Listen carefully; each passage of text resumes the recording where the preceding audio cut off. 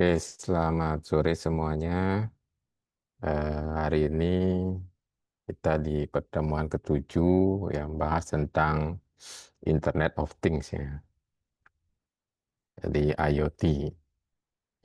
Nah, kita mungkin sudah sering ya mendengar eh, apa istilah IoT ini ya.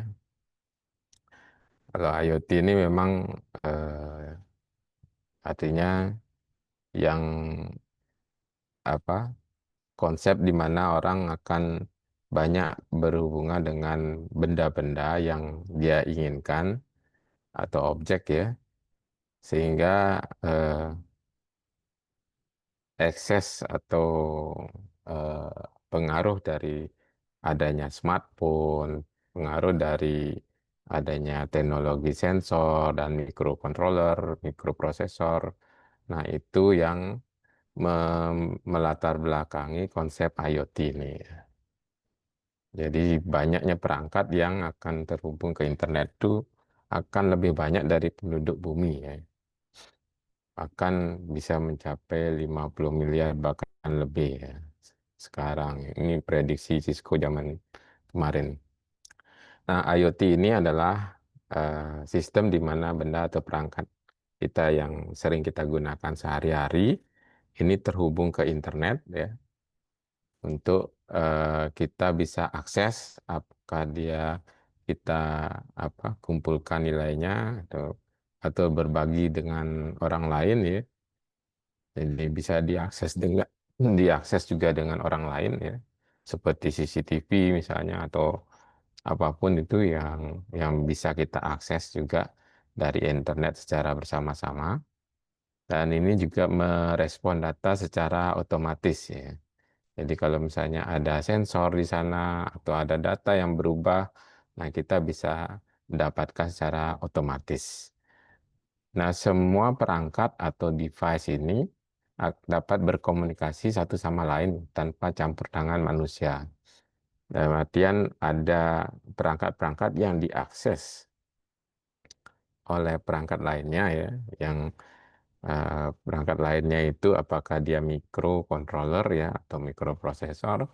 Kemudian kalau dia ingin terhubung ke internet agar kita bisa mengaksesnya secara internet, nah ini diperlukan gateway.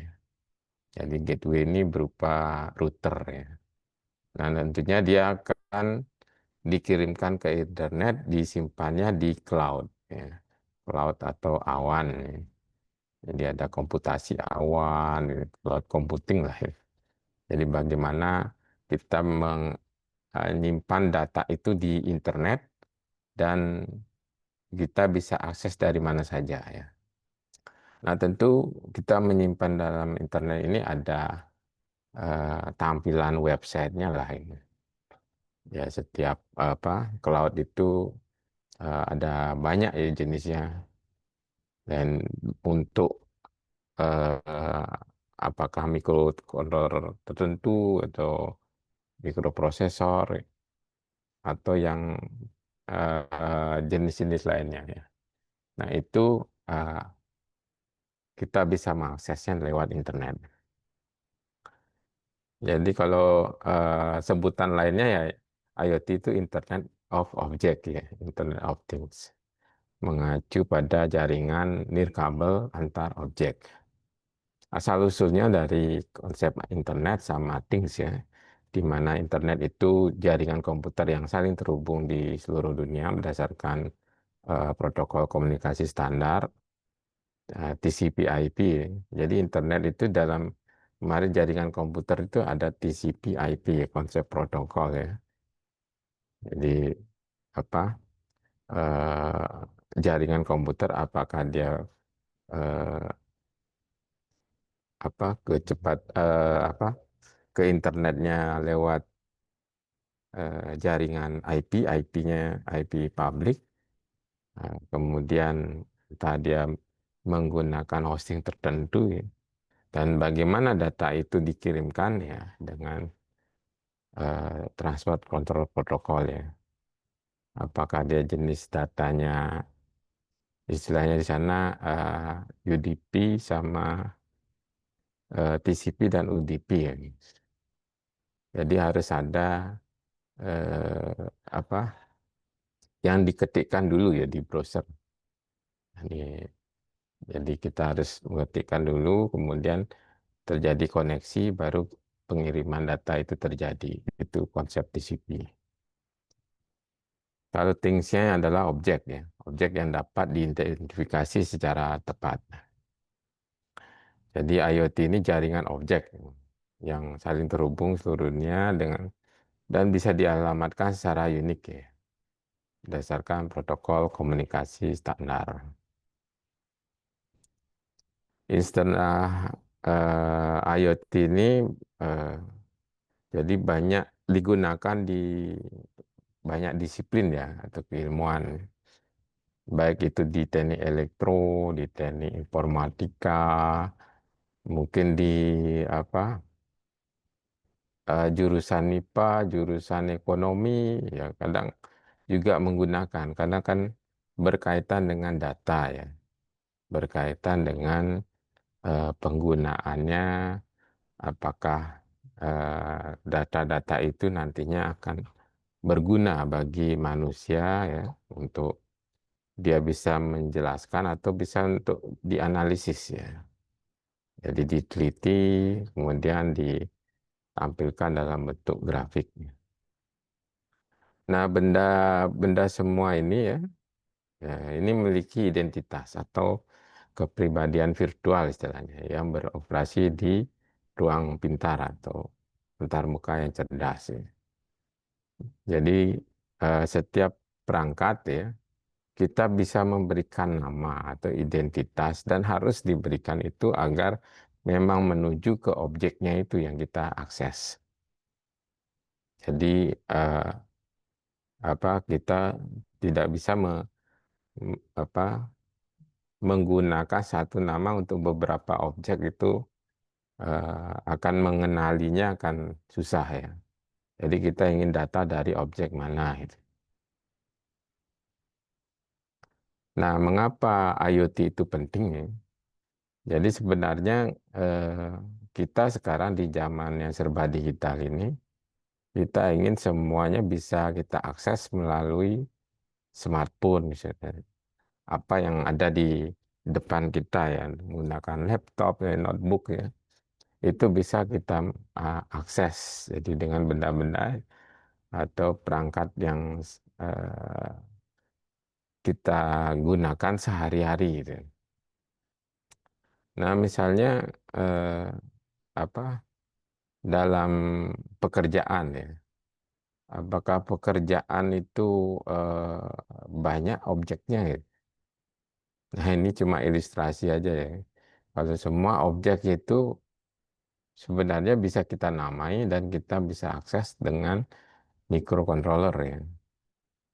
Jadi sehingga bisa diakses atau dikirimkan datanya lewat internet dan kita bisa aksesnya melalui aplikasi tertentu di smartphone.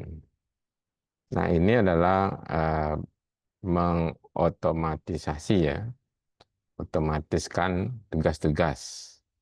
Misalnya menggunakan lampu. Lampu kita bisa matikan, hidupkan dari jarak jauh ya. Misalnya Anda meninggalkan rumah, kalau rumah Anda sudah menggunakan konsep IoT atau istilahnya smart home ya. Nah, ini beberapa fungsi salah satunya yang mematikan hidupkan lampu itu bisa ya. Nah, ini tentu jadinya kendali jarak jauh ya. Jadi dengan smartphone atau komputer kita bisa mengendalikan perangkat itu dari jarak jauh ya. Jadi tidak hanya sensor saja yang bisa dikendalikan. Hal yang bisa bergerak misalnya yang tadi yang lampu itu kan kemudian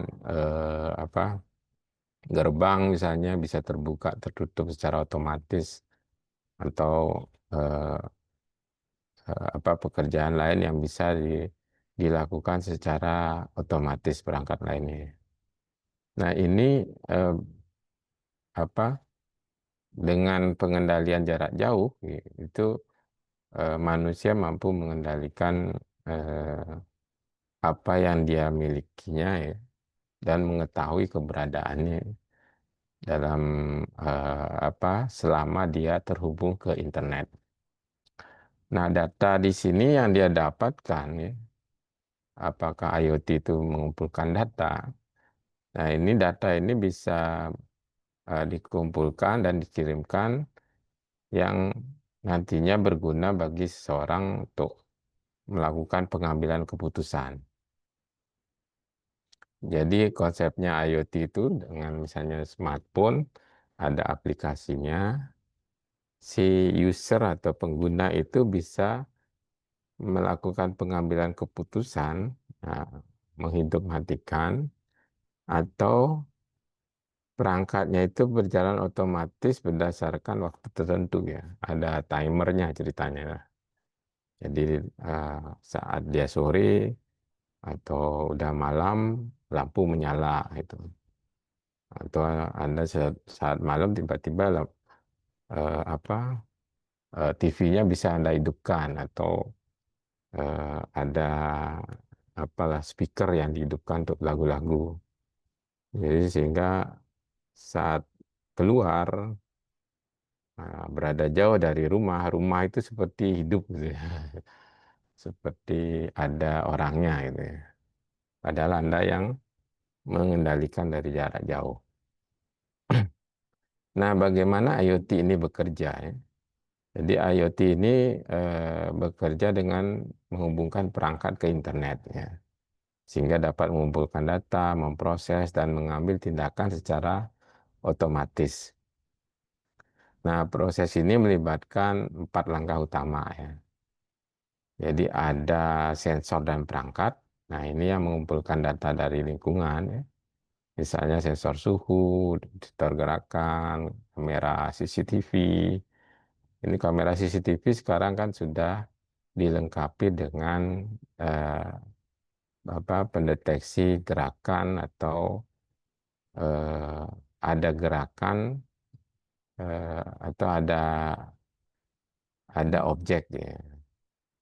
Kalau ada objek, nah objeknya bergerak, nah itu dua hal yang beda. Itu kadang-kadang ada CCTV yang seperti itu. Ya.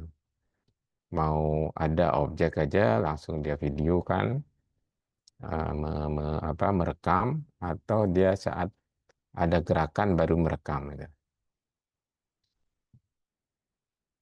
Kemudian konektivitas. Nah ini perangkat mengirimkan data ke internet melalui menggunakan WiFi, jadi sistem komunikasi ya, sistem komunikasi data, entah WiFi, Bluetooth atau jaringan seluler. Nah kalau Bluetooth mungkin dia areanya dia eh, apa kecil ya, tapi kalau misalnya Bluetooth itu ada mikro penerima Bluetooth ya. Kemudian si mikro ini dikendalikan atau dikoneksikan ke internet. Jadi bisa juga ya. Jadi eh, apa menggunakan Bluetooth ini sangat dimungkinkan perangkat-perangkat di rumah itu tidak perlu menggunakan kabel untuk koneksi ke mikrokontrolernya ya. Jadi dengan Bluetooth itu cuma 10 meter ya batasnya. Kalau WiFi ke 100 meter cukup maksimal itu. Mungkin mungkin lebih dari itu kalau dia pakai ini besar ya. Ya paling enggak rumah Anda enggak sampai segitulah ya. Nah, sekarang tinggal kalau menggunakan WiFi tentu ada cara tertentu untuk dia dikenali sebagai IP tertentu ya, IP jaringan. Atau langsung dia perangkatnya itu terhubung dengan apa IC untuk akses jaringan seluler atau GSM. Ya, IC GSM dengan microcontroller itu sangat dimungkinkan untuk langsung mengakses perangkat, kemudian dikirimkan datanya lewat seluler. Itu biasanya ya pengendalian seperti ke arah apa, bot ini Telegram misalnya, atau bot WA. Jadi Anda WA ke ini apa, nomor nomor telepon tertentu ya yang digunakan, apakah dia apa sudah terbuka atau sudah tertutup. Nah, itu bisa lewat WA, Telegram atau yang lainnya. Nah, kemudian pemrosesan dan komputasi awan ya. Jadi komputasi awan atau cloud computing. Nah, ini eh, data itu disimpan lewat kita settingnya di apa, di browser tertentu yang mendukung untuk cloud computing ya. Jadi di setting dengan token tertentu ya. Jadi pengenalan tertentu sehingga si program di microcontroller itu diberikan token, diberikan template, diberikan tanda pengenal lah yang kalau dia kirim ke internet itu menuju ke apa, sistem cloud tertentu dan itu dikenali. Nah, setelah dikenali di sistem cloud itu harus dibuatkan bentuk datanya apa, bentuk tampilan datanya ya. Datanya mau ditampilkan dalam bentuk apa ya? Apakah dalam bentuk tombol, apa dalam bentuk apa, scroll, apa, tanda tanda ini ya, persentase gitu, ya, grafik. Nah, itu bisa dilakukan. Ya, mungkin juga langsung dia menyediakan di aplikasi smartphone ya, ya juga dibuat ya. Sehingga kita bisa mengendalikan dari smartphone untuk ke objeknya itu. Sekarang mahasiswa sekarang sudah mulai ini ya, concern ya, apalagi sudah banyak lomba-lomba yang berkaitan dengan IoT. Tindakan dan respon. Nah, ini apa tindakannya berdasarkan data yang diproses ya. Apakah menyalakan lampu gitu, saat gerakan terdeteksi. Jadi misalnya ada objek datang, apa misalnya, ini kalau objek begini, ini seperti contohnya eh, tong sampah misalnya, tong sampah smart trash. Ya, jadi eh, misalnya tangan kita ini kan dia langsung tangan yang bawa sampah ya, jadi langsung dia terbuka ya. Kemudian kita jatuhkan dia akan apa, di ini kan tertutup lagi. Banyak ya objek-objek misalnya parkir ya. Ada terdeteksi gerakan, jadi palang-palang ininya terbuka ya. Nah, itu pendeteksian. Jadi sensor di sini yang digambar ini adalah sensor jarak ya. Jadi pada jarak tertentu gitu. Jadi di microcontroller ya, itu kita program bahwa nantinya kalau sensor ini mendeteksi di jarak berapa, 10 cm, nah ini muter gitu ya. Motornya muter. Nah, mikronya dia dikendalikan, yang biru itu ya relaynya ya. Apakah motornya besar misalnya? Kalau di mikro mungkin dia ngasih 5 volt. Relaynya bisa mensupport 12 volt. Atau 220 ya, motornya besar langsung membuka gerbang gitu ya. Bisa ya. Jadi tentu dia supply baterainya pakai AC ya. Kalau baterai 12 volt ada. Nah, itu. Nah, contoh penggunaan dalam kehidupan sehari-hari.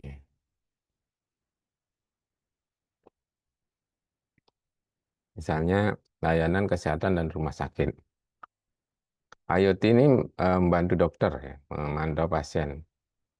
Jadi kalau di luar negeri itu sudah banyak penelitian menggunakan drone ya. Kalau pasiennya itu sangat jauh, kita tinggal telepon rumah sakitnya, kemudian kita kasih data GPS-nya di mana, eh, nanti drone-nya akan dilengkapi dengan apa, obat-obatan ya, untuk dikirimkan obat sana. Bahkan misalnya untuk apa, antisipasi antisipasi dari kecelakaan misalnya ya. Apakah menggunakan suntikan, kemudian apa, alat kedokteran tertentu lah ya, yang bisa apa, setiap orang setelah membaca caranya bisa menggunakan, kemudian dikembalikan lagi. Nah itu sudah banyak dikembangkan di luar negeri. Di ambulan berbasis IoT bisa juga ya. Jadi ambulannya di mana itu ya, biar kita mengetahui ya, rumah sakitnya mengetahui mana ya, atau tanda-tanda vital dari pasien ya. Jadi sudah langsung di apa, pasien masuk langsung dipasangkan beberapa perangkat ya, baik sensor eh, kardio saya yang nempel-nempel itu, kemudian sensor apa, tekanan darah ya. Nah itu eh, semua langsung kelihatan di layar mobil ambulan dan langsung dikirimkan ke internet dan bisa diakses oleh rumah sakit ya. Nah itu juga konsep IoT ya, dispenser pil pintar ya. Ada yang apa, kotak berisi pil obat, kemudian ada timernya. Otomatisasi ya. Nah, pabrik sekarang sudah sangat banyak menggunakan IoT ya. Bahkan di Cina itu pabrik mobil dan pabrik HP itu hampir seluruhnya menggunakan IoT ya. Jadi pabriknya bekerja sendiri ya. Istilahnya apa ya, dark. Pokoknya di pabrik gelap lah gitu. Jadi dengan pabrik gelap, dark itu ya, lampu itu sudah diminimalkan bahkan hampir mati ya, sudah mati. Jadi pabriknya sudah kerja sendiri ya. Ya, jadi semua alat-alat itu sudah otomatis, tidak perlu orang ke sana lagi ya, masuk ke dalam ngontrol itu. Jadi karena dia saking otomatisnya, sudah apa yang bahan diperlukan nanti keluarnya sudah bentuk HP atau bentuk mobil gitu ya, hingga sangat efisien ya. Nah, pekerja pun juga jadi banyak pengangguran. Tapi ya itu risiko otomatisasi. Nah, kemudian eh, robot otomatis. Nah, ini juga sekarang sudah eh, banyak juga ya robot yang dikeluarkan oleh beberapa produsen, baik Cina, Amerika ya. Bahkan robotnya sudah bisa membantu manusia dalam pekerjaan sehari-hari ya. Kita tinggal suruh gitu, karena dia berbasis AI ya. Kita suruh bekerja apa ya, dia akan melakukan itu. Bahkan untuk mengikuti gerakan, ikut apa, dance untuk tertentu, nah itu juga bisa dia. Jadi sangat membantu manusia walaupun ya ada segi ininya ya. Nah, manusia mungkin tidak semua suka yang berbau apa, robot dan sangat paham dengan manusia ya. Jadi, jadi ketakutannya kan nanti robotnya akan melukai manusia itu, ya gitu. Pemeliharaan prediktif, sensor mendeteksi masalah mesin sebelum rusak. Nah, ini juga banyak ya. Contohnya di hotel yang Pak temui di hotel eh, apa ya,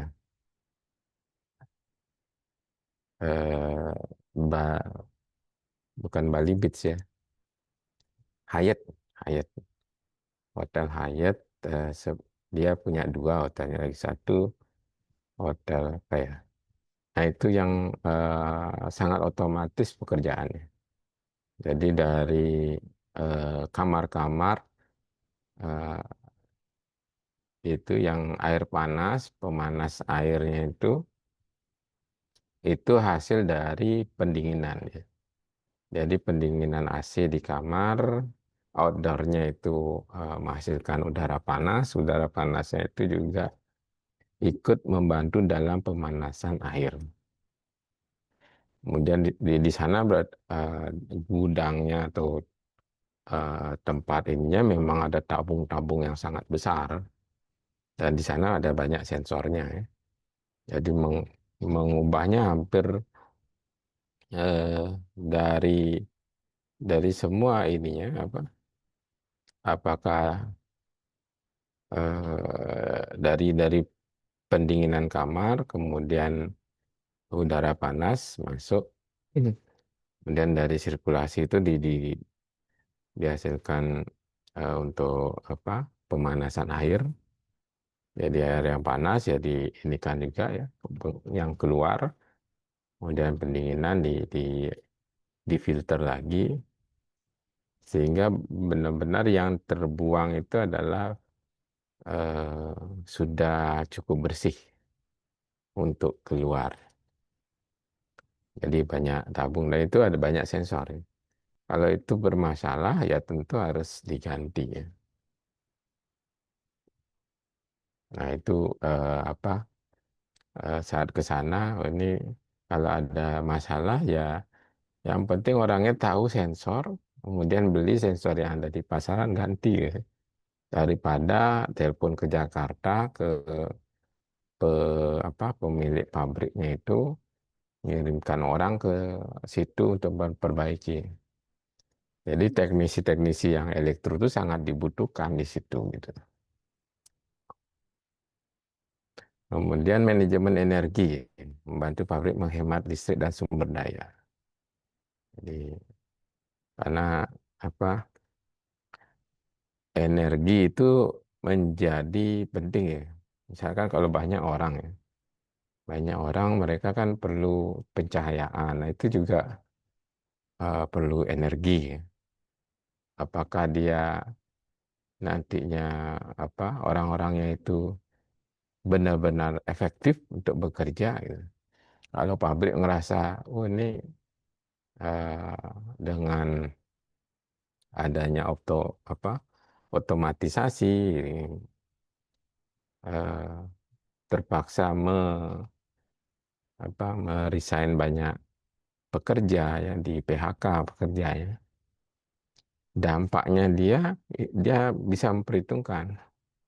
Kalau pabrik mungkin hemat energi gitu. Kemudian tidak perlu membayar orang-orang ya. Kemudian hasilnya pun akan sama gitu.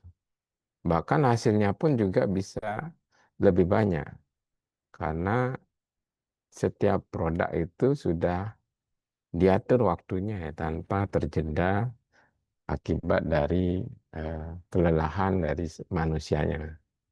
Jadi kalau robot itu kan tidak ada unsur kelelahan ya. Dia akan bekerja 24 jam. Nah, ini akan menghemat waktu ya dan energi.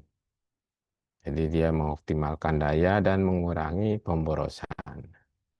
Termostat pintar menyesuaikan suhu ruangan dan menghemat listrik. Jadi kalau misalnya AC, ya AC sekarang sudah ada ininya smart. Jadi berapa orangnya yang berada di kamar, ya segera mengembuskan lebih banyak. Kalau cuma satu orang, dia akan menyesuaikan dengan suhu ruangan ya. Jadi tidak terlalu menghembuskan udara dingin. Mesin cuci pintar juga dia menggunakan airnya juga lebih tepat ya. Jadi nggak seperti kita kalau nyuci dengan sendiri ya mungkin airnya akan banyak ya. Apalagi untuk membilas ya. Berapa kali kita meras gitu. Nah itu kalau dengan mesin cuci ya mungkin ya jadi lebih cepat ya karena putarannya juga ya, lebih sedikit penggunaan airnya. Dan juga ini manfaatnya meningkatkan keselamatan dan keamanan. Jadi IoT membantu melindungi rumah, kantor, kota, ya bel pintu pintar ya, menampilkan video pengunjung. Nah banyak ya. Jadi orangnya di pagar sana, tapi karena ada kameranya, kita mungkin di dalam rumah ya, di posisi ruangan tertentu kita lihat, oh siapa yang datang ya. Kalau misalnya teman yang datang, kita tinggal buka melalui tombol tertentu. Dan kamera keamanan ya, mendeteksi dan mungkin memberikan peringatan. Nah, selain itu layanan kesehatan dan pemantauan juga jadi lebih baik. IoT ini membantu dosen, dokter dan pasien memantau kondisi kesehatan dari jarak jauh. Contohnya pelacak kebugaran ya dapat mengukur detak jantung dan pola tidur. Mungkin Anda mungkin pakai smartwatch ya, itu eh, apa bisa mendeteksi misalnya detak jantung atau pola tidurnya ya. Sehingga apakah pola tidur Anda sudah baik atau enggak ya. Ya, kadang kalau smartwatch itu juga ada yang menggunakan fitur itu ya mungkin lebih mahal. Sehingga di sana bisa menampilkan, oh Anda kurang sehat karena sering terbangun ya. Karena terbangun pun juga bisa dideteksi ya. Kemudian pompa insulin pintar ya, untuk menyesuaikan dosis pasien diabetes ya. Ya, diabetes dengan insulin ya. Transportasi dan lalu lintas yang lebih cerdas ya. IoT ini ngontrol lalu lintas, manajemen kendaraan. Lampu lalu lintas pintar menyesuaikan sinyal berdasarkan kemacetan waktu nyata. Ya mungkin di beberapa tempat sudah menggunakan ini ya di luar negeri. Sehingga tergantung dari banyaknya kendaraan. Kalau banyaknya kendaraan sedikit mungkin dia akan menyesuaikan berapa lamanya, kemudian eh, kecepatan ya ini dari perpindahan lampunya. Kemudian GPS ya. Nah ini sangat eh, banyak penggunaan GPS ya. Fitur-fitur IoT ini. Jadi objek dapat diidentifikasi dan dialamatkan secara jelas. Jadi sebenarnya IoT itu eh, akan membuat objeknya itu harus teridentifikasi dengan jelas, dengan apa ya kalau alamatnya mungkin di dalam alamatnya ada identitasnya ya menuju ke objeknya. Juga di IoT ini mendukung kecerdasan buatan ya. Jadi banyak konsep atau metode-metode kecerdasan buatan itu bisa diarahkan untuk masuk dalam IoT ini. Karena dalam IoT ini ada data yang nantinya akan banyak ya. Kemudian setiap data itu eh, kalau kita masukkan kecerdasan buatan, artinya kita membuat metode kecerdasan buatan kan mestinya dia sudah cerdas dulu ya. Artinya dia sudah mempelajari data dulu. Misalkan CCTV kendaraan di lalu lintas ya. Dia mendeteksi berapa plat nomornya gitu ya. Jadi setiap kali jepret objek langsung dideteksi nomornya. Itu itu keren loh. Jadi di Cina itu memang begitu.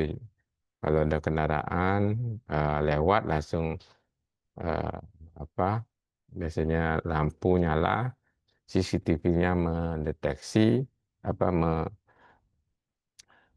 mengcapture gambarnya langsung dideteksi platnya berapa ininya plat nomornya.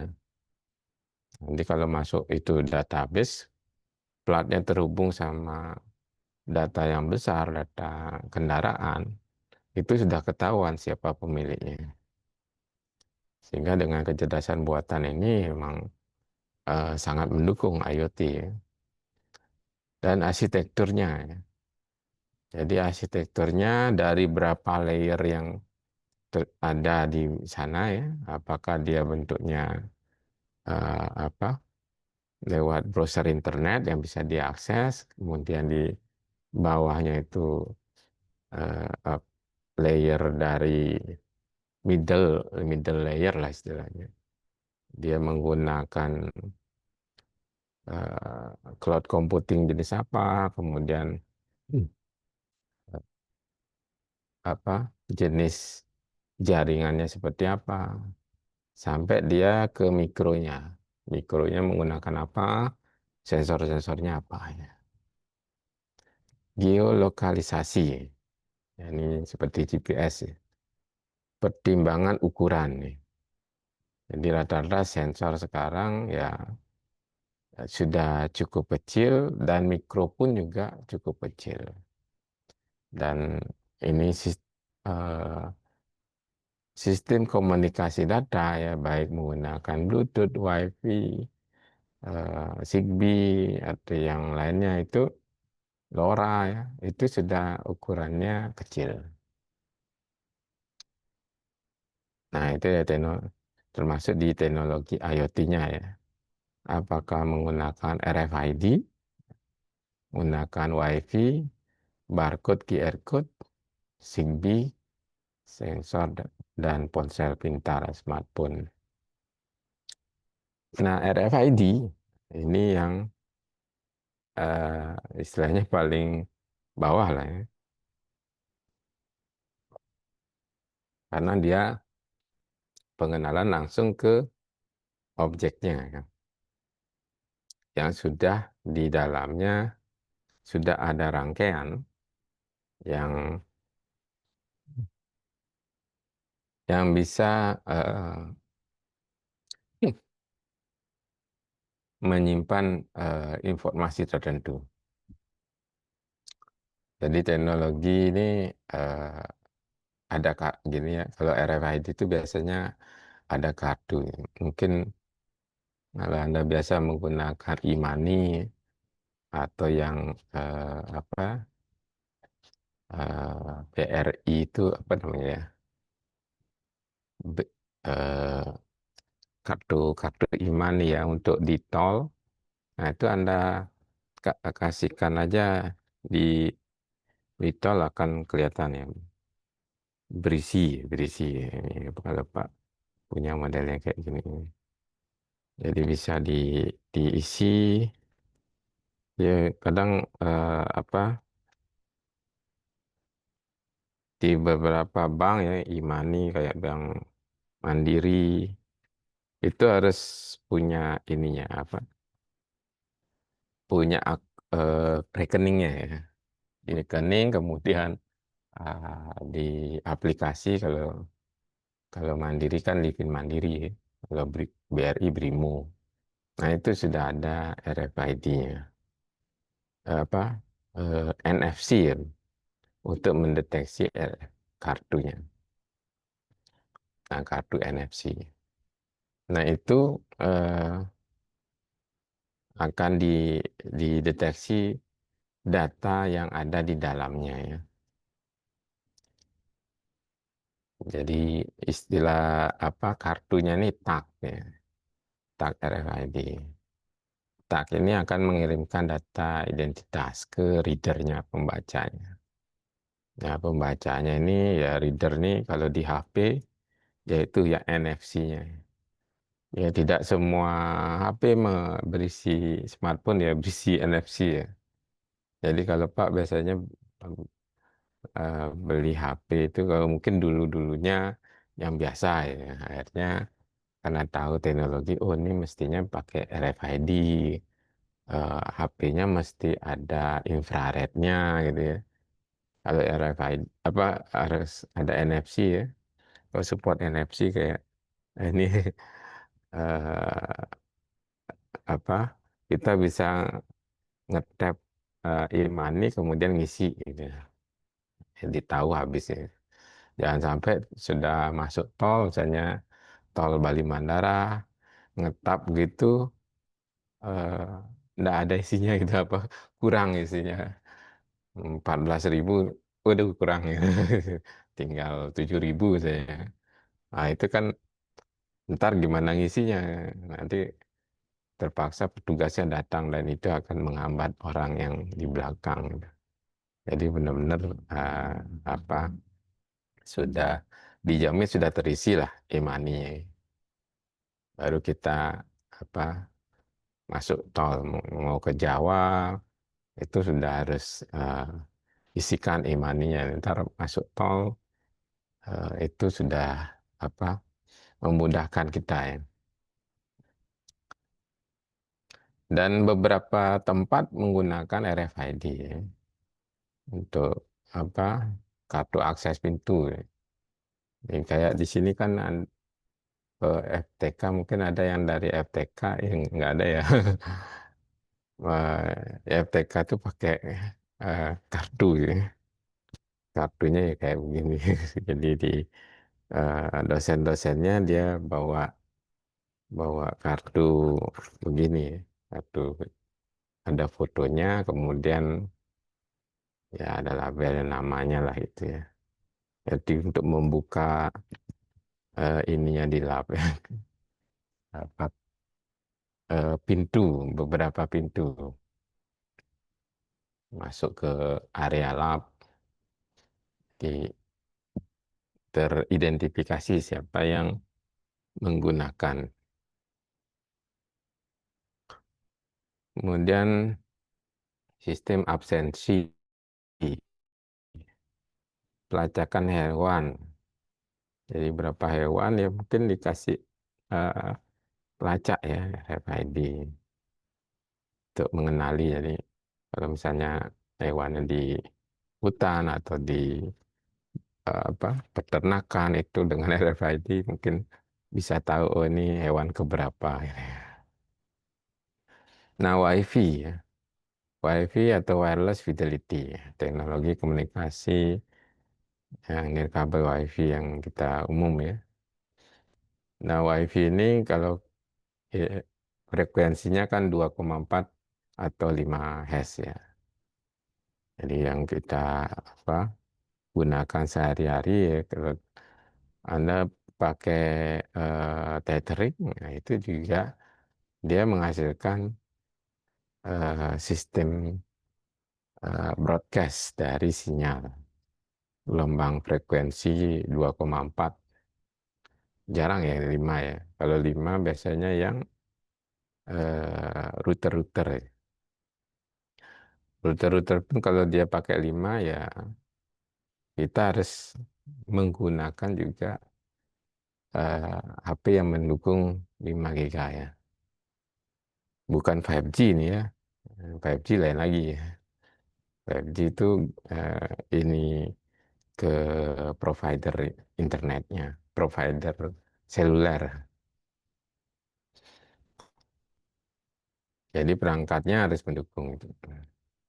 Ya WiFi sudah umum ya. Jadi kalau misalnya Anda mengakses WiFi di apa kafe-kafe yang umum, nah itu eh, biasanya kalau dia kafenya itu menggunakan eh, layar untuk mengakses ini apa modul routernya, dia akan bisa ngelihat siapa yang sedang akses itu IP berapa. Jadi dia lihat, oh ini orang datang, ini IP-nya kelihatan nih kalau saat terhubung. Kalau yang jahil ya bisa juga dia. Jadi eh, pernah Pak di hotel di Denpasar itu menggunakan ini Mac ya. Kemudian mengakses WiFi di kamar ya. Nah sudah apa mengakses WiFi, tiba-tiba ada notifikasi gitu. eh, ada yang ingin mengakses kamera Anda gitu. Wah ini bisa juga ya. Eh, tak cari tahu, oh ternyata memang dari jaringan kita misalnya terhubung ke jaringan, dia kelihatan jaringannya. Itu ada cara tertentu untuk mengakses kamera ya. Nah itu untungnya eh, ada notifikasi itu, jadi kita bisa cancel, kemudian kita kita tidak usah menggunakan WiFi itu. Nah itu adalah apa keriskanan ya. Jadi bahayanya kalau dia masuk ke ini apa WiFi yang umum. Tapi tidak semua ya seperti itu ya. Ada memang dia menyediakan internet WiFi umum ya apa untuk dipakai secara umum ya. Tapi mungkin kalau pengguna yang lain bisa juga. Ya. Jadi pengguna yang lain yang terhubung ke WiFi-nya, dia bisa ngelihat oh siapa aja yang sedang mengakses. Apakah dia nge-share folder enggak gitu. Oh, bisa juga diakses share folder. Kalau sampai seperti itu ya bisa ngelihat di apa di Windows Explorer itu bisa kelihatan akses folder. Tapi kalau misalnya dia pakai aplikasi tertentu ya bisa juga. Bahkan untuk masuk ke apa passwordnya itu ada caranya juga. Jadi passwordnya nggak tahu dipakai aplikasi khusus bisa bisa mengakses passwordnya. Tapi orang-orang seperti itu memang harus belajarnya khusus ya. Oke, kemudian berikutnya adalah barcode ya, kode batang. Jadi ini bentuk representasi dari untuk garis vertikal dengan ketebalan yang dan jarak yang berbeda. Jadi dengan adanya scanner optik itu eh, memudahkan untuk mendeteksi berapa garis dan ketebalannya. Dan itu cukup sangat akurat ya, scannernya. Jadi Anda bisa lihat di supermarket, yaitu semua produk itu menggunakan barcode-nya. Sehingga Anda beli langsung di scan sekali aja udah langsung kelihatan di layar ya. Anda mau beli apa ya. Yang penting datanya itu udah sesuai ya. Kalau di scan belum belum terdata berarti memang supermarketnya belum mendata ya. Nah, jenis barcode-nya memang ada macam-macam ya. Jadi kalau dilihat dari jenisnya ada 1D dan 2D ya. Satu dimensi itu artinya dia di sumbu X itu, itu ya. Kalau dua dimensi sumbu X sama sumbu Y gitu ya. Jadi ada pengartiannya. Nah, yang 1D ada kode 39, 128, ya N13. Kemudian yang 2D ada dot mark, PDF 417, sama QR code ya. Nah, QR code ini yang umum ya. Kalau barcode, kenapa di supermarket tuh tidak menggunakan QR code aja? Ya, untuk menghasilkan QR code itu tekniknya lebih khusus lagi. Kalau barcode ya sudah sudah aplikasinya umum ya. Di aplikasi tentu kemudian semua data dari produk itu di apa dimasukkan ya. Aplikasinya sudah di aplikasi penjualan, jadi langsung diberikan data barcode-nya, dan barcode-nya mas tinggal di print ke tempelan, kemudian ditempelkan di eh, di produk-produknya. Nah, yang 2D ini yang QR code ya. Jadi QR code ini menggunakan pola persegi, kombinasi titik hitam putih. Karena dia bentuknya 2D, nah ini akan bisa menyimpan data yang jumlahnya besar ya. Kalau tadi yang barcode itu kan setiap produk kita kasih ID ya. Jadi angka yang acak tertentu lah itu. Angkanya itu didefinisikan diubah menjadi barcode ya. Jadi kombinasi angka tadi. Tapi kalau QR code, nah ini bisa menyimpan teks yang panjang, bahkan URL, nomor telepon, informasi yang agak panjang itu bisa ya. Jadi Anda mau kasih satu kalimat itu bisa ya. Nanti yang jadinya akan lebih lebih lebih titik-titiknya lebih banyak ya kayak ini. Ini informasinya panjang sekali nih yang di bawah ini. Saking banyaknya sehingga ini lebih banyak lagi. Dan banyak aplikasi di internet itu menyediakan untuk membuat QR code kan. Ya Anda lihat sendirilah di internet. Tapi biasanya dia gratisnya sebentar ya, mungkin 1 minggu atau 1 bulan. Sisanya itu harus bayar ya. Kalau ada QR code-nya lama usianya, nah itu yang akan eh, Anda butuh bayar ya. Nah, bisa juga di dalamnya itu dikasih logo ya. Mau logo Undixa atau logo apalah di dalamnya itu bisa ya. Jadi aplikasinya bisa ini. Nanti dengan sendiri dia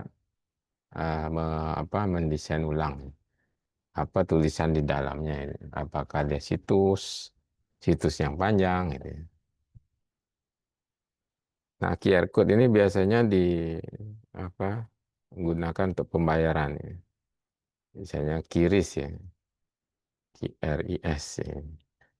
Jadi kalau eh, QRIS itu sekarang sudah banyak negara-negara yang ini bahkan triliunan ini asetnya. Nah, ini digunakan di hampir semua mobile banking ya. Ada BNI, BRI, Mandiri, wah itu pokoknya Himbara itu memang sudah menggunakan QRIS. Jadi dengan eh, setiap toko atau ini yang menggunakan eh, alat khusus ya, bisa mengcreate alat pembayaran khusus ya. Bisa mengcreate QRIS, dia akan langsung kita ngedeteksinya langsung ada pembayarannya berapa ya. Jadi ada aplikasinya khusus yang menghasilkan QRIS langsung ada nilai bayarnya ya. Tapi ada juga yang QRIS yang untuk warung-warung kecil ya. Di sini mungkin sudah mulai menjamur ya QRIS ya. Kalau di Jawa hampir semua warung ya, baik warung yang dia ayam geprek yang biasa ya, misalnya yang warung es gitu ya, yang warung-warung kecil itu eh, sudah menggunakan QRIS ya, langsung dia tempeli di etalase kacanya gitu ya. Warteg itu di etalase kaca udah kelihatan tuh di apa eh, nomor rekeningnya dia ya dengan namanya. Jadi kalau kita nge-scan, udah langsung kirim ke rekeningnya miliknya dia. Ya, nanti kita tinggal apa misalnya disuruh bayar berapa, misalnya 12.000 atau 7.000, udah kita kasih 7.000 langsung bayar lewat HP ya. Jadi tidak perlu cash. Jadi tinggal kita tunjukkan aja buktinya kalau sudah menuju ke rekeningnya dia berarti memang sudah. Biasanya dia sudah ada juga HP-nya ya yang langsung kasih notifikasi bahwa ada uang yang masuk. Nah itu sangat umum sekarang ya. Jadi kalau jual-jual yang UMKM, yang gerobak keliling itu menggunakan QRIS. Bahkan pengemis pun juga kadang menggunakan QRIS ya di luar negeri. Mau dia pakai QRIS, mau kita mau ngasih malah disadari QRIS ya untuk melakukan pembayaran. Nah, itu bahkan yang apa yang menikah sekarang ya sudah langsung pakai QRIS. Kita biasanya pakai amplop isi ya, uang ya mau masukin ke tempat ini, ke tempat amplopnya kotak ya nggak ada, nggak sedia ya. Nah itu kalau sudah orang ngerti ya artinya eh, nggak perlu pakai amplop. Biasanya orang yang agak mampu ya. Kalau yang apa biasa aja yang di desa itu ya masih menggunakan amplop isi uang ya. Nah itu efeknya sekarang ya dengan smartphone, semua menggunakan smartphone, apalagi semua menggunakan mobile banking ya. Ya, ada kok dosen yang dia nggak menggunakan mobile banking, jadi tetap aja dia manual pakai kartu ATM. Kalau pas ini baru dia ngambil uangnya. Jadi dia malas menggunakan mobile banking. Nanti kena pajak ya 2.000 sebulan 2.500. Nah, itu ini ya. Ya ada pajak-pajaknya sih. Nah, itu QR code ya. Sebenarnya banyak lagi ya jenis-jenis kode yang lainnya ya. Tapi yang lebih lebih umum ya dengan QR code ya. Karena kita kan eh, yang umum sekarang pakai QRIS ya. QRIS ya. Nggak pakai kode yang QR lain ya. QR code ya QR code. Jadi ada banyak kode yang lainnya. Kemudian teknologi komunikasi yang ada lainnya menggunakan nirkabel ya, itu Zigbee. Jadi dia Zigbee ini bisa menghubungkan secara otomatis ya alat-alat elektronik menggunakan microcontroller ya. Jadi tentu di microcontrollernya ya, di biasanya menggunakan kalau enggak Arduino ya microcontroller yang lainnya ya. Misalnya menggunakan Raspberry gitu. Nah, di Zigbee ini sudah ada produknya namanya XB ya. XB, ya. XB S2C, S saja ya, S3 ada ya. Tapi semakin mahal ya. Yang S2C ini sudah 800-an ribu ya. Kecil bentuknya. Jadi ini sebesar koin koin berapa ya? 50 rupiah. 1.000 1.500 berarti ya 500. Nah ini jaraknya juga nggak jauh-jauh banget ya, sampai 100 meter lah. Frekuensi 2,4. Konsumsi dayanya yang rendah ya. Jadi kita ah, bedanya ini dengan WiFi ya, kalau WiFi dia harus ada khusus routernya ya. Routernya itu yang menggunakan WiFi. Karena WiFi itu harus ada eh, proses data dan IP-nya ya. Proses TCP/IP-nya itu bisa dibilang itu ya. Ada pengenalan address, MAC address-nya macam-macam ya. Sehingga alatnya juga routernya itu yang mengandung WiFi ya, ya kecil-kecilnya mungkin sekecil apa ya, mouse yang kecil ya, mungkin apa lah, router yang paling kecil mungkin kayak batok HP ya. Tapi kalau Zigbee ini udah kecil banget ya.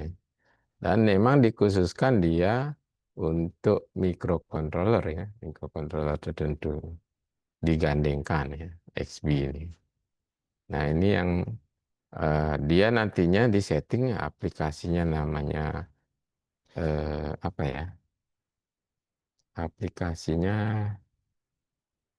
sampai udah lama ini XCTU ya, XCTU. Nah ini untuk mengaksesnya. Jadi kita bisa ngeset si Zigbee-nya ini sebagai koordinator router atau end device. Yang koordinator ya yang mengatur jaringannya, router ini meneruskan sinyal, endpoint ini paling yang langsung dengan sensor ya. Yang router pun juga bisa digandengkan dengan Arduino yang langsung ke sensor ya. Tapi dia langsung meneruskan yang lainnya juga ya. Penggunaannya juga macam-macam ya, ada smart home, smart agriculture, smart industry, kemudian ada smart city. Jadi karena bentuknya kecil, kemudian bisa digandingkan dengan microcontroller ya, sehingga sangat mudah. Si mikro ini kan memang dia mengakses sensor-sensor, ya. Entah saklar, entah aktuator. Aktuator itu artinya eh, beraksi ya. Jadi menggunakan aksi yang menjalankan sesuatu. Misalnya motor ya. Apakah dia bel misalnya atau aktuator tertentu ya. Ya biasanya yang umumnya motor ya. Motor pun juga ada yang menggunakan derajat, motor DC atau motor stepper gitu ya. Wah, ini mungkin dah saking lamanya ya. Hmm, Connecting to server. Atau mungkin memang perlu ini ya, perlu apa namanya alatnya ya.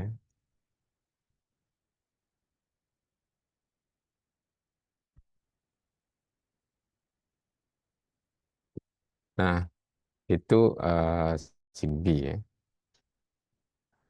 Nah, sensor dan smartphone. Kita tahu ke setiap orang di sini pasti udah pakai smartphone ya. Jadi menurut apa statistik di Indonesia itu ada 354 juta perangkat handphone ya, ponsel ya. Dan penduduknya cuma 278 ya. Sehingga hampir dua, dua orang menggunakan satu ponsel. Dan kita sehari-hari memang sudah sangat biasa ya. Sedikit-sedikit lihat HP ya. Anda ketinggalan HP di rumah itu udah, wah harus pulang. Ya mungkin ke kampus nggak ada HP. Mau ngapain? Mau nongkrong. Nongkrong itu kan butuh effort ya. Artinya kita nongkrong ada orang-orang. Kalau kita nggak ada ngajak ngobrol ya, effort kita nggak ada. Ya effort kita ngelihat HP gitu ya. Pura-pura so sibuk scroll-scroll gitu kan. Agar kelihatan aja kita ini ya, nggak mengisi waktu gitu. Kadang kalau diajak ngobrol juga sambil nginikan HP gitu. Ya itu adat ketimurannya nggak apa berkurang lah istilahnya artinya orang ini ya menggunakan HP di dalam komunikasi ngobrol. Dan kalau dilihat dari Februari 2022 ini lebih banyak menggunakan Facebook nih, aplikasi di sosmed ya. Mungkin kalau sekarang sudah ke Twitter, eh TikToknya belum masuk ya 2022. Nah, ini yang lama ya. Mungkin lebih banyak TikTok kan. Nah, smartphone ini sebenarnya banyak sensor di sana ya. Ada sensor kecepatan, sensor temperatur, sensor warna, kelembapan udara, ya, humidity, proximity, ya. Kemudian sensor apa, touch, ya, yang disentuh. Kemudian giro, magnet, juga sensor magnet. Jadi contoh-contoh sensornya ini penggunaan aplikasi, ya. Misalnya kayak aplikasi metal detector. Nah, ini menggunakan sensor magnetik, ya. Jadi dia HP itu bisa kita pakai untuk mengukur nilai medan magnet suatu benda ya. Jadi dengan aplikasi metal detector ini kita bisa mencari hal-hal menarik, misalnya bermain-main dengan apa aplikasi mencapai angka 165 ketika benda logam di dekat HP kamu. Bisa digunakan untuk mencari emas, perak, atau uang, tembaga, ya. Kemudian altimeter untuk mengukur ketinggian suatu tempat, ya. Menggunakan sensor barometer, barometer, ya. Jadi kalau Anda pakai beberapa aplikasi kayak Windy ini juga ini ya, cuaca, kemudian altimeter ya, altimeter banyak ya. Jadi sensor barometer itu sangat umum, kecil juga sih. Kalau yang tanpa ini ya, kalau di HP ya pasti sangat kecil. Jadi berapa ketinggian kita di dari atas permukaan air lah gitu ya. Eh, Tekanan udaranya ya. Jadi tekanan udara dengan ketinggian itu eh, menjadi ada hubungannya ya, ada rumusannya. Kemudian antitif ya, sensor kecepatan ya, bakal bunyi begitu ada guncangan secara tiba-tiba ya. Jadi kalau misalnya Anda menggunakan aplikasi ini pas HP-nya itu memang di mode ditinggalin di tempat tertentu ya.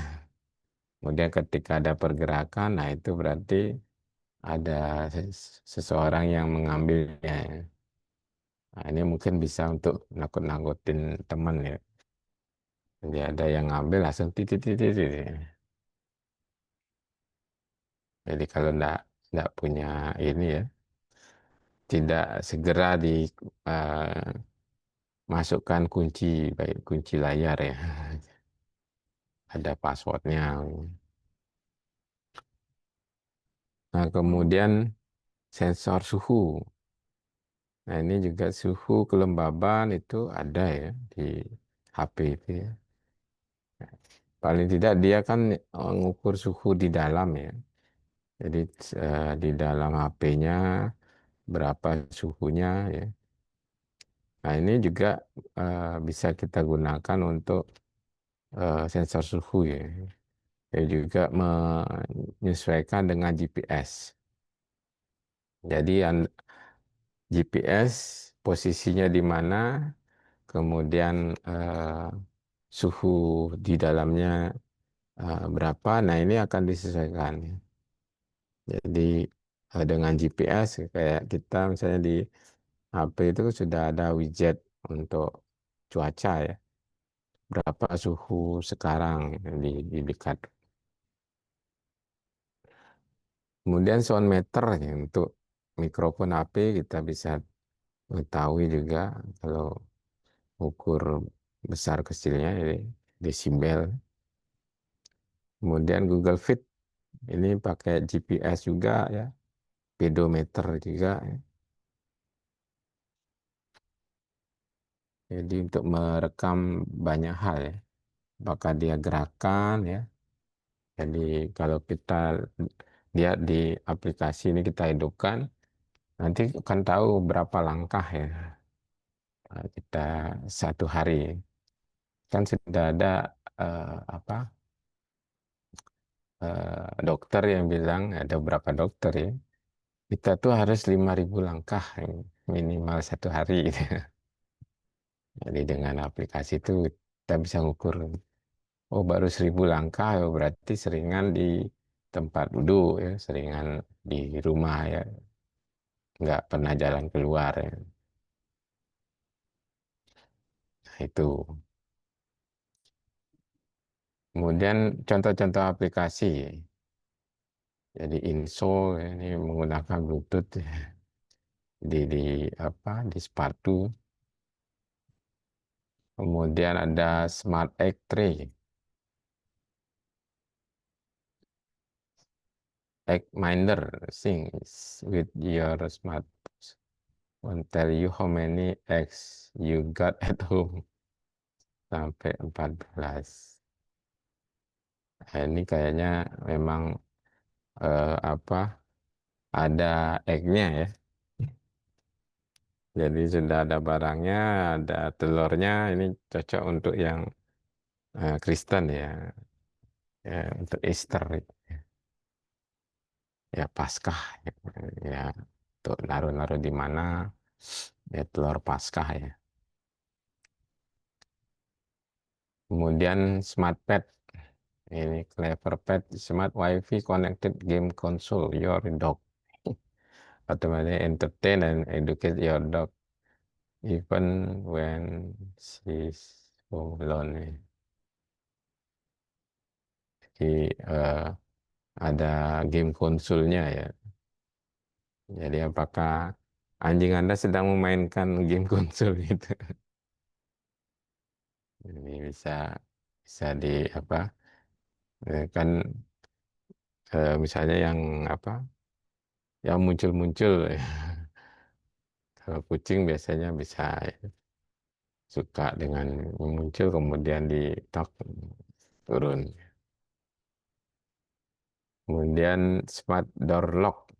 Nah, ini yang di FTK itu pakai pakai begini ya, smart smart door.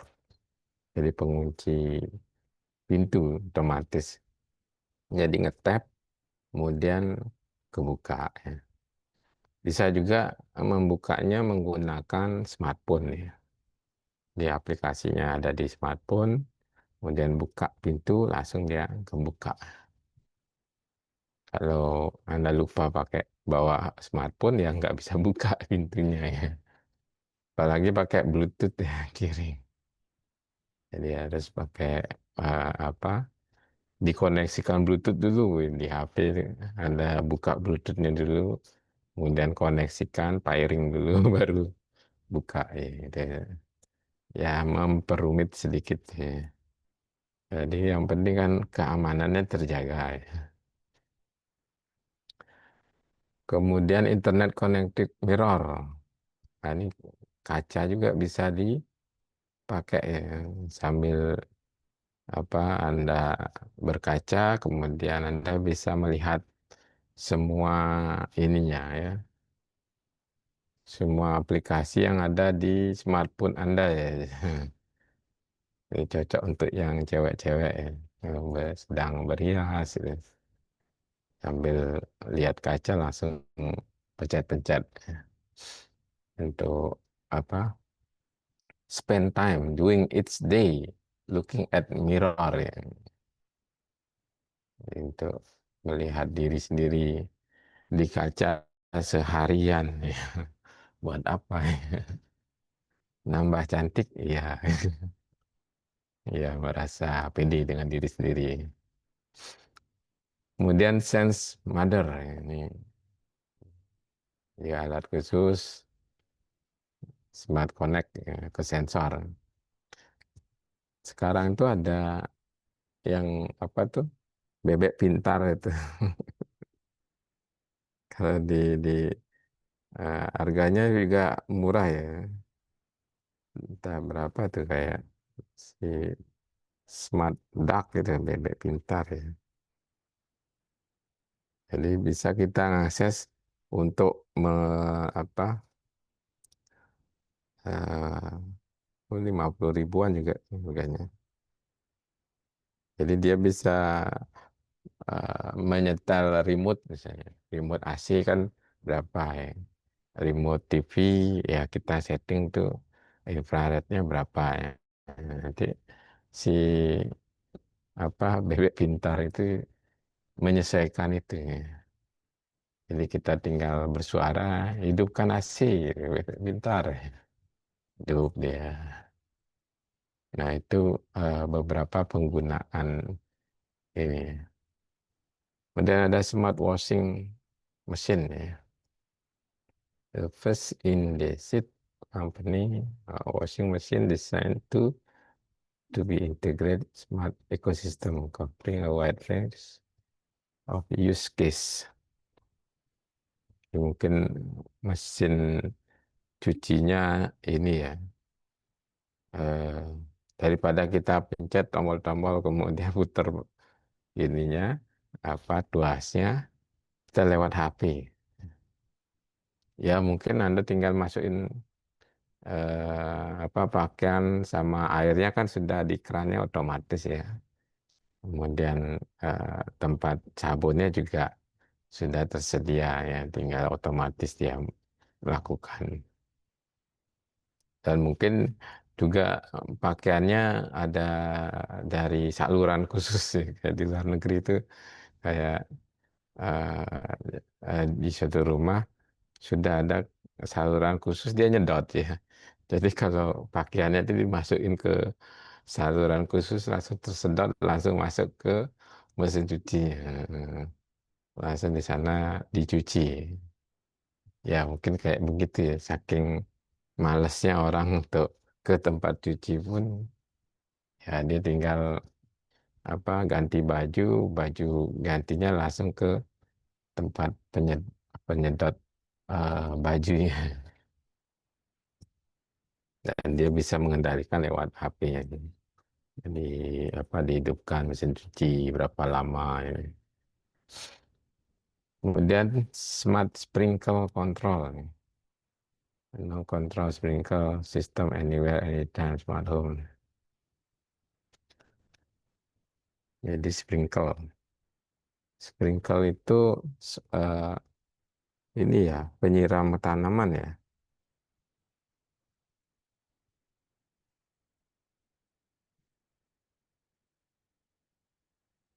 Ya penyiram ya, oh, ini penyiram tanaman. Kan dia kayak apa istilahnya itu ya? Blaze kabut. Kabut itu apa ya?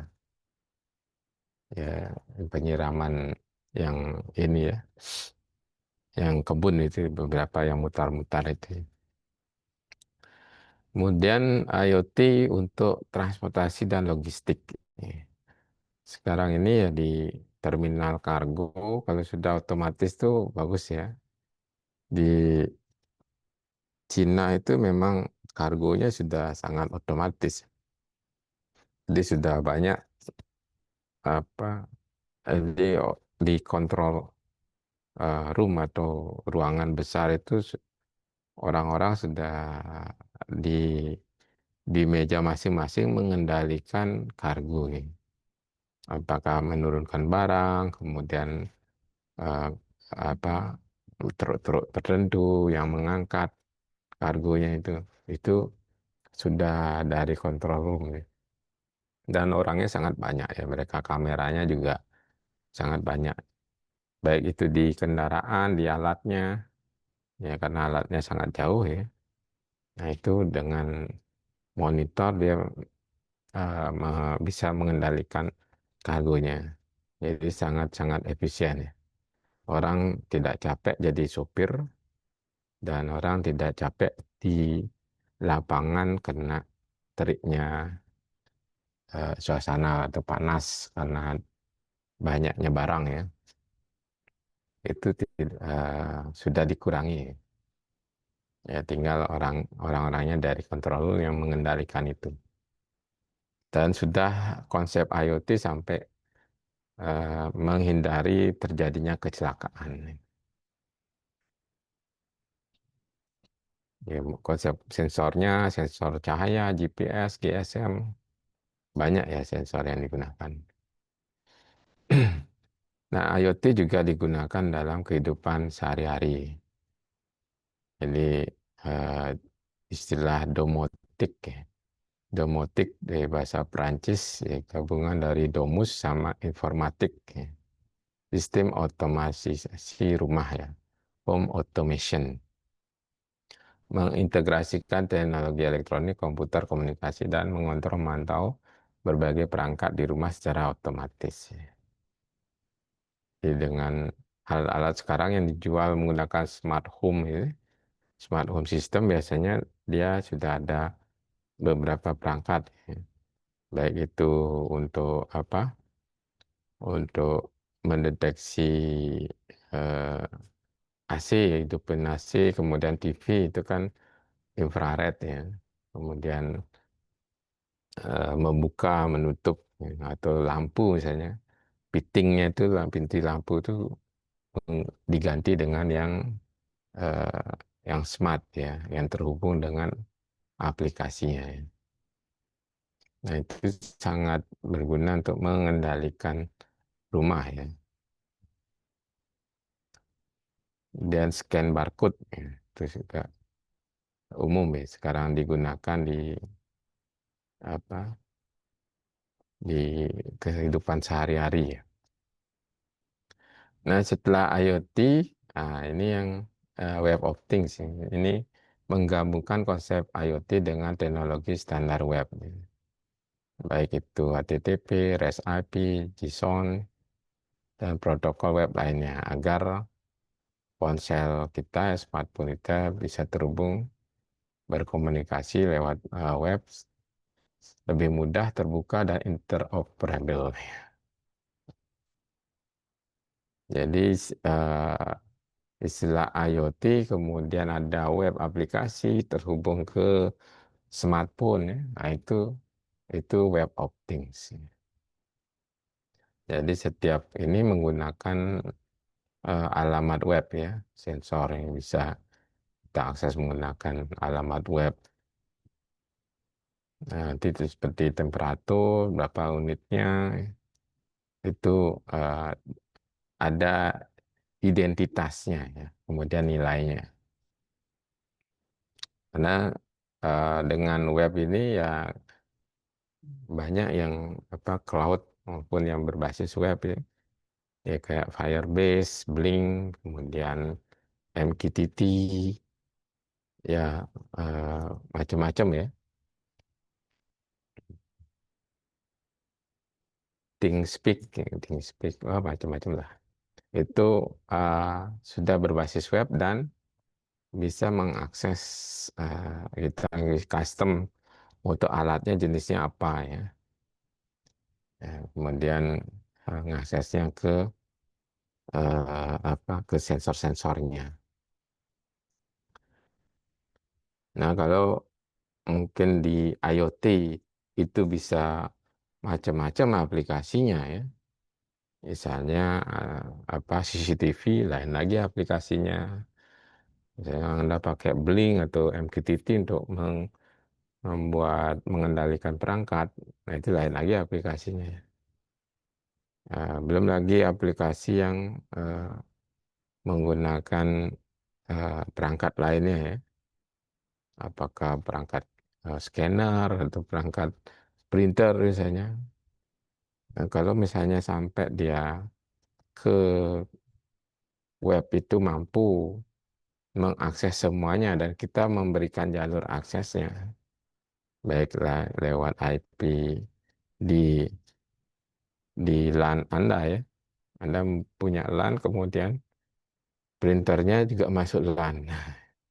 Terus Anda dari ruangan tertentu tinggal Anda apa ngeprint bisa ya. Terus ini Anda kenalkan ke web Anda ya. Jadi kalau web aplikasi itu dia langsung ngeprintnya mana gitu. Langsung ngeprint ke printer di rumah ya. Jadi Anda bisa tinggal langsung kasih apa bikin laporan. Wah itu terlalu apa canggih ya. Jadi web of things itu memadukan semuanya. Nah, itulah tentang IoT ya. Walaupun dia ada kelebihan, kekurangan ya. Ya kekurangannya mungkin dengan banyaknya IoT, sistem otomatis ya, di PHK di mana-mana ya. Orang yang nggak tahu, nggak ngeh dengan IoT ya, atau tidak mempelajari ya, tidak bisa mendapatkan apa menggunakan itu dengan membantu pekerjaannya ya. Nah itu jadi apa setiap aspek eh, bidang itu ada tantangannya. Jadi ada yang bagaimana mempelajari IoT seperti apa ya. Kemudian efek dari IoT itu seperti apa ya. Nah, tentu di sini jadi istilahnya tantangan ya, challenge bagi IoT di mana yang pertama tentang keamanan dan privasi. Karena dia menghubungkan banyak perangkat ya. Misalkan dengan CCTV ya, CCTV yang terjual. Kemudian CCTV-nya itu menawarkan cloud nih. Cloud-nya Anda nyimpan ke cloud. Jadi dengan mudah Anda mengakses rekaman. Sebenarnya di CCTV-nya juga bisa kita pakai tempat penyimpanan SD card ya, atau TF card. Itu untuk nyimpen berapa lama ya, tergantung penyimpanan ya. Kalau 64 giga, 32 meg, 32 giga itu bervariasi ya. Ada yang cuma 3 hari, ada 4 hari, ada 1 minggu, tergantung dari ini kapasitasnya. Karena di CCTV sendiri ya mengatur itu. Kalau dia sudah nyimpen berapa hari, nanti hari terakhirnya itu ditindih atau dihilangkan, kemudian diisikan rekaman terbaru. Dan itu akan berputar terus.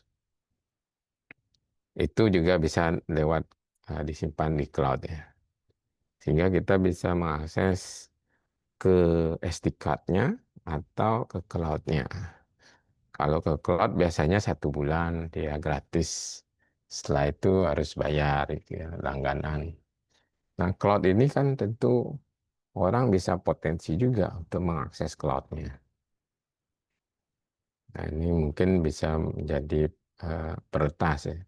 Mungkin perusahaannya bisa iseng-iseng ngelihat apa ada di rumah kita itu. Bisa jadi ya. Standarisasi dan interoperabilitas ya. Jadi karena dia banyak produsen yang buat, ya tentu protokol dan format datanya bisa berbeda ya. Sehingga ini akan sulit komunikasi. Kemudian konsumsi daya dan efisiensi energi. Bagian besar IoT bekerja di lokasi terpencil, ya. Ya, misalnya ya apa di alat untuk mendeteksi apa di pegunungan misalnya, kan. Gempa bumi ya di pegunungan atau mendeteksi ya, hewan ya. Nah, mungkin aja di sana pakai baterai ya. Baterainya ya kalau pakai solar panel bagus ya, bisa bertahan ya, mengisi juga baterainya. Tapi kalau nggak bisa ada solar panel ya ada baterai ya terbatas ya, nanti juga dia akan mati. Nah, Pak di S3 memang concernnya di efisiensi energi. Jadi ada metode-metode khusus untuk apa di jaringan ya, jaringan wireless sensor network. Kemudian skalabilitas manajemen data ya. Nah, kalau data itu sudah banyak, nah itu namanya big data ya. Bagaimana dia mengelola, menyimpan, menganalisisnya. Nah, itu jadi keilmuan tersendiri ya, big data. Keterbatasan jaringan dan infrastruktur ya. Tidak semua wilayah memiliki akses internet yang stabil. Biasanya di pedesaan, pertanian terpencil. Inilah masalah-masalah yang terjadi ya. Kemudian kompleksitas pengelolaan sistem. IoT melibatkan banyak lapisan ya. Dari perangkat kerasnya, jaringannya, softwarenya, cloud-nya. Nah, tentu di sini akan sangat kompleks. Ya, biaya implementasi dan pemeliharaan. Jadi kalau sudah dia menggunakan aplikasi, ya tentu pemeliharaan juga ada ya. Misalnya data, pada sensornya juga ya. Jangan-jangan sensornya mengalami kerusakan ya. Atau koneksinya bermasalah ya. Nah, itu juga tantangan, ya. Etika dan isu sosial. Nah, ini menyangkut di yang pertama ya, keamanan privasi data ya. Karena data pribadi, nah ini juga dikumpulkan. Apakah data itu akan disebarluaskan? Ini masalah etika dan kepercayaan ya.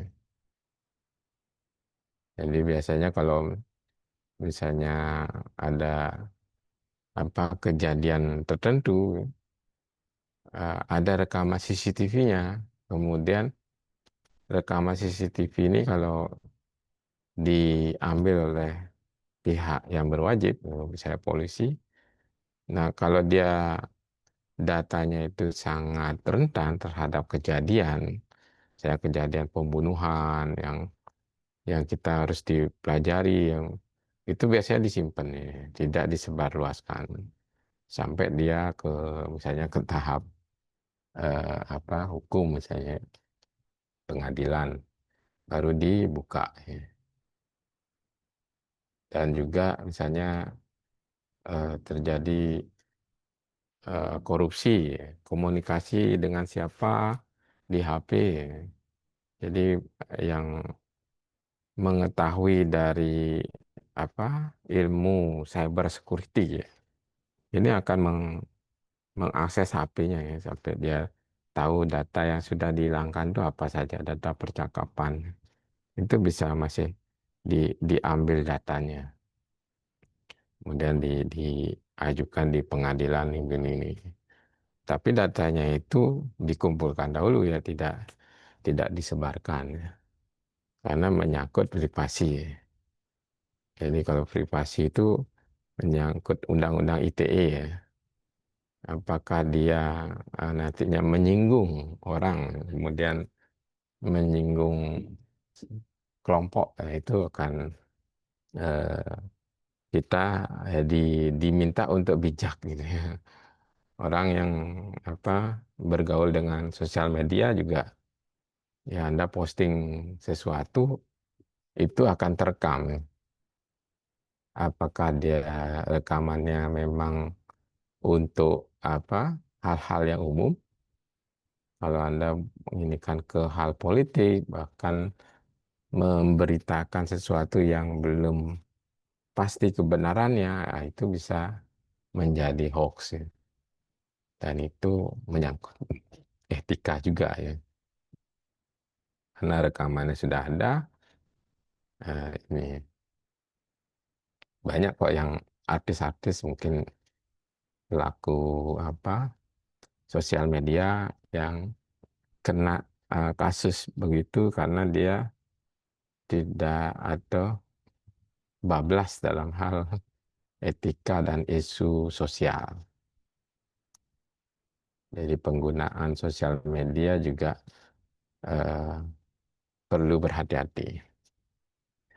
Oke, saya kira seperti itu yang tentang IoT ya. Kira-kira ada yang bertanya? Pak, izin bertanya, Pak. Ya. Silakan Sidik. Tugas materi hari ini apakah sama seperti kemarin, Pak? Membuat makalah sistematisnya. Iya, yang kemarin, bentar. Kemarin tentang jaringan ya, Iya, Bapak, tentang jaringan. bentar.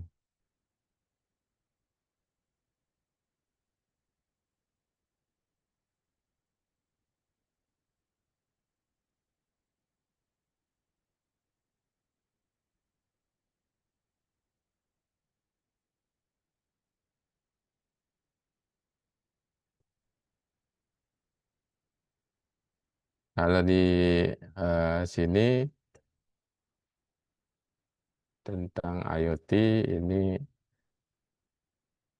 nanti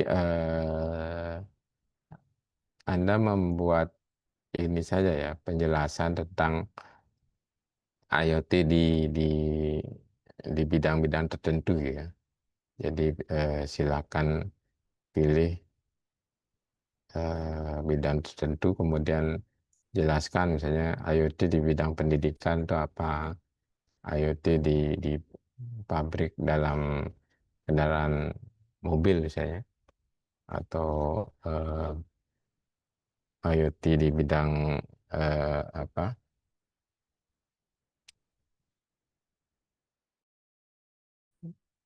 perlindungan alam itu pencegahan bencana itu bisa dijelaskan. Oh,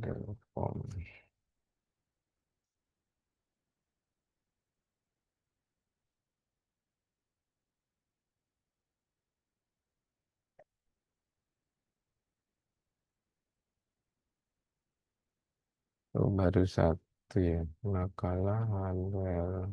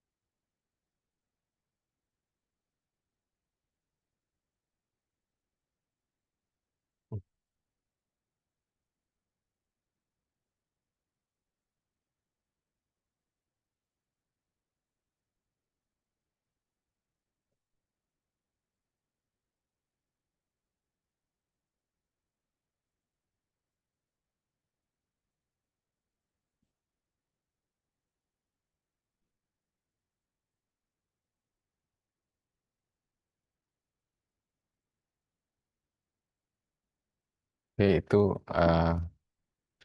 tugasnya. Kemudian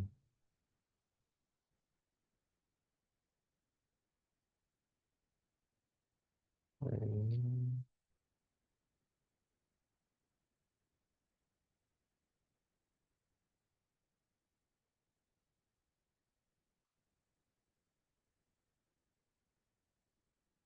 ini kebetulan Pak memang pas sempat tadi membuat ya dari agak pagi. Jadi kalau pas sempat bisa agak ini ya. Tapi kalau sudah lagi buru-buru, mungkin nanti materi yang lainnya akan ini. Tapi nanti setelah ini pertemuannya kita pertemuan berikutnya ini ya berarti UTS ya. Ya UTS-nya cuma ini apa option ABCD, jumlah soalnya 50 soal. Jadi nanti ya silakan modelnya nanti memilih aja. Tidak ada isi ya. Karena bagian isinya sudah dari tugas-tugas. Oke, ada yang bertanya dulu sebelum kita akhiri. Kita, oh ya, kita absen dulu sebentar ya.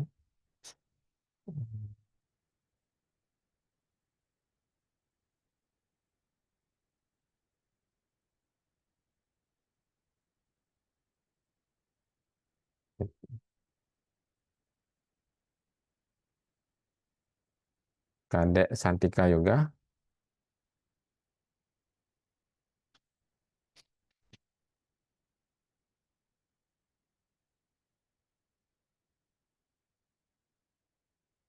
ya ini nggak ada ya dari awal ya.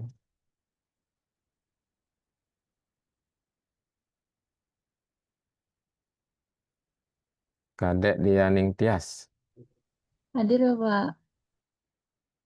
Anak Agung Gede Agung, Hadir Bapak.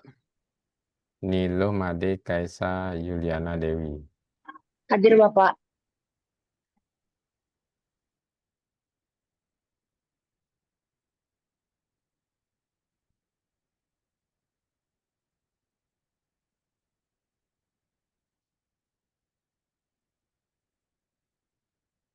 kemudian I Gusti Agung Nyoman Mahasatya, Hadir Bapak. Niloh Putu Fibra Darmayanti, Hadir Bapak. Made Dede Ari Wijaya. Untuk Dede izin Bapak masih LO. Oh gitu ya. Izin. Kemudian Nyoman Triana Febriani,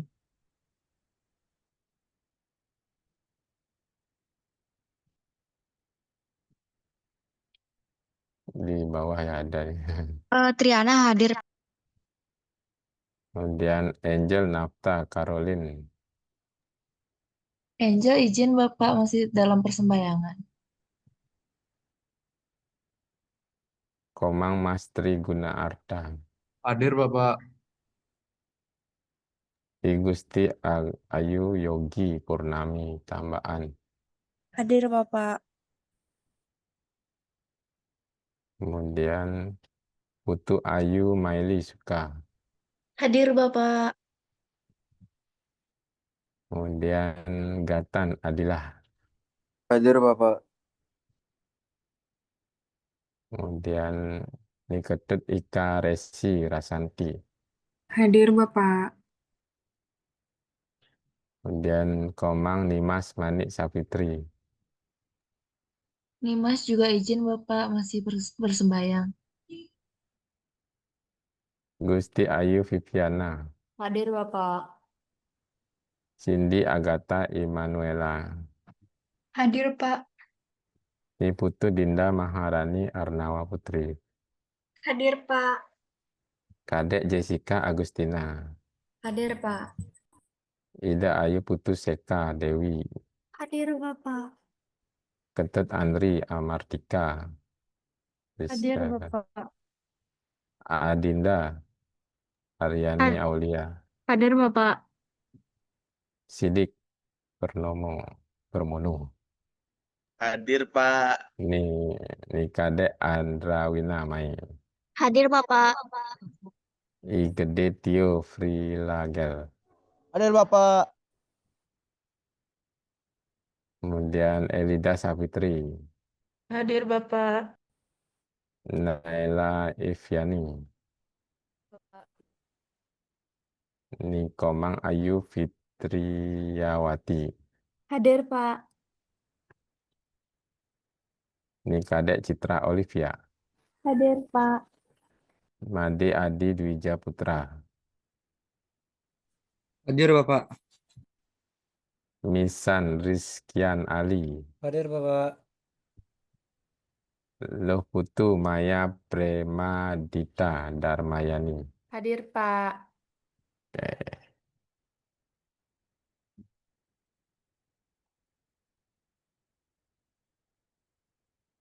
Materinya sudah. Oke, saya kira seperti itu pertemuan hari ini ya. Tuh. Jadi kita minggu depan kita berarti enggak tatap muka ini ya, langsung Pak kasih linknya untuk mengakses UTS-nya. Oke, saya kira seperti itu ya. Kalau tidak ada yang bertanya, kita akhiri pertemuan ini. Selamat malam.